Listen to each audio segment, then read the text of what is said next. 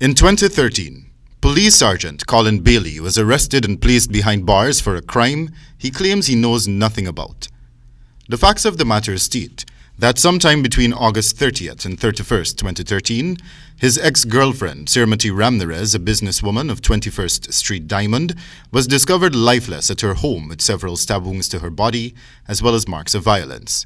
While police confirmed back then that Bailey was not a person of interest in the killing of Ramnarez, things suddenly took a turn for the worse after an alleged hitman, Colin Grant, confessed to killing the woman and further implicated Bailey, claiming that he was paid by Bailey to get the job done. Grant will be sentenced on November 2nd as he pleaded to the lesser count of manslaughter through his attorney Dexter Todd recently. However, on Wednesday last, while appearing before the Demerara High Court before Justice Joanne Barlow, Bailey was acquitted of the crime, even as Justice Barlow pointed out that the matter was a waste of the court's time as a result of a lack of evidence against Bailey.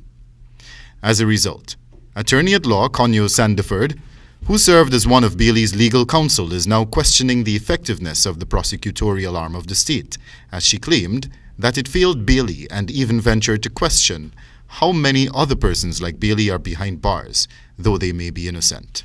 Did the system work for him? And why are we here today? Are we beating up on the prosecutorial arm?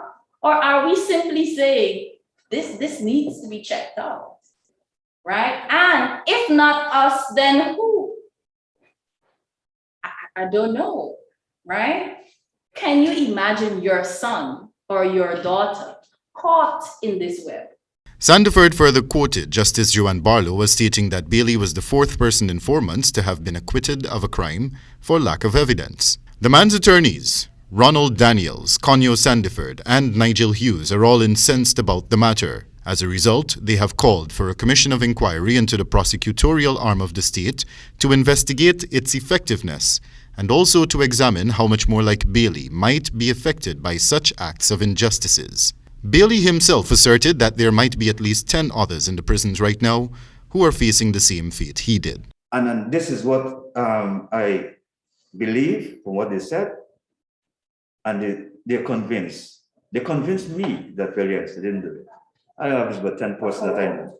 Wendell Badrie, HGB Nightly News.